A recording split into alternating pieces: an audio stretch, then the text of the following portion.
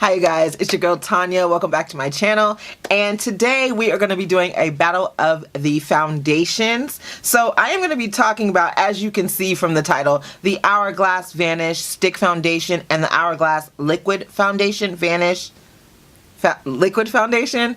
So yeah, if you guys are interested in seeing me apply the foundation, my overall thoughts on both of the foundations, stay right here. Why do I always make those weird noises? I don't know. I don't know.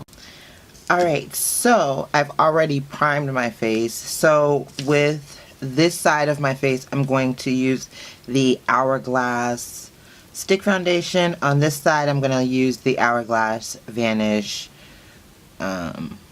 Liquid Foundation. So I got them in both of the shades Golden Almond. So I didn't even really try the Golden Almond in the store on the liquid because I had it in the stick. So I thought, you know, they're the same foundation. It's supposed to be the same, but one in liquid form and one in a stick form. So I did do a video on my thoughts and everything on the Hourglass Stick Foundation. If you guys want to check it out, I will link that right here or right here. Somewhere in the cards, so you guys can check it out if you want. But I'm gonna use the stick, and I'm just gonna put it on my skin like this.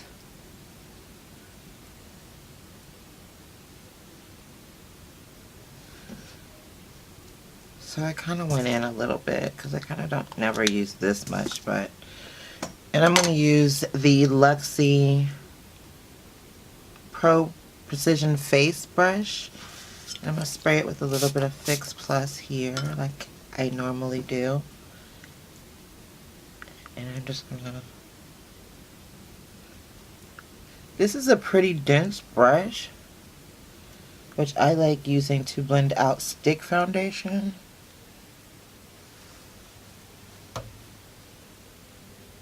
I'm actually wearing this today so I don't get any foundation in my hair.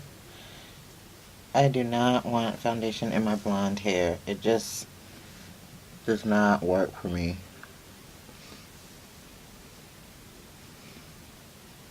The shade is a little... it doesn't look bad. It's a little bit warm. Like how I am in the summer. When I get a little bit warmer. But the color is still cool, which I like this foundation color wise.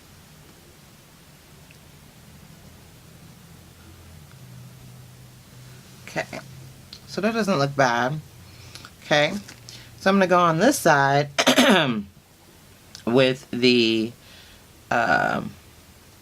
liquid. Color looks a tad bit darker, maybe.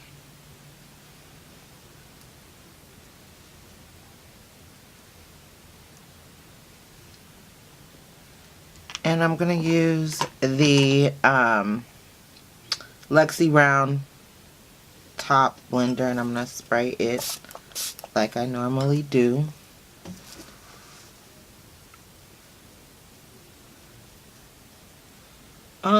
On the liquid side, I'd say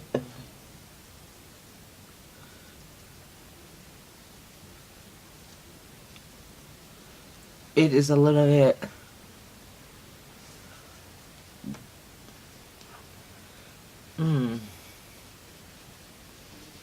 it's a little bit more orange, I think.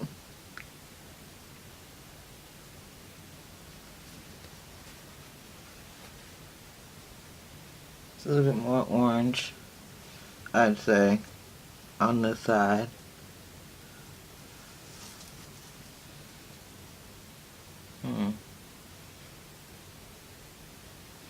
Yeah, it's definitely a little bit more on the red side. I feel like there's a little bit more coverage too with the liquid side.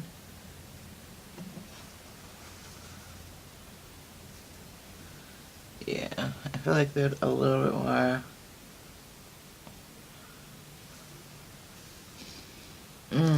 I feel like there's a little bit more coverage on the liquid side, but I can definitely see my pores a little bit more on this side. It's kind of showing a little bit more texture. And I don't know if it's because, too, I used a different primer than what I normally use because I'm trying out another primer. But, yeah.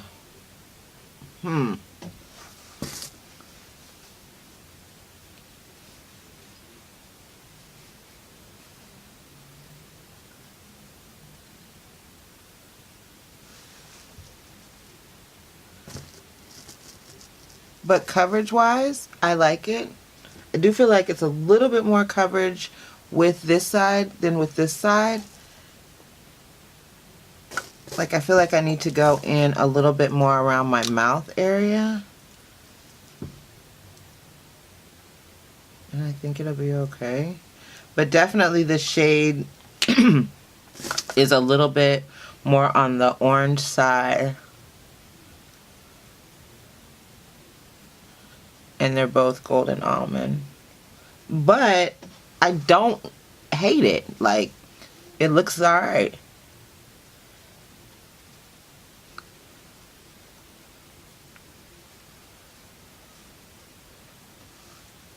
Okay. So, not bad. Not bad. I'm not mad at it. So let me put on some concealer and I will be back to give you my overall thoughts on the Hourglass Vanish liquid foundation as opposed to the Hourglass Vanish stick foundation. Be right back. So this is the overall look, you guys. So I have a lot of thoughts on both of the foundations. I've already done a whole video on this foundation here, which I will link up here or here. I don't know which way it goes, but I will link it somewhere in the video. So I'm not really going to get into the depths of the stick foundation because of that.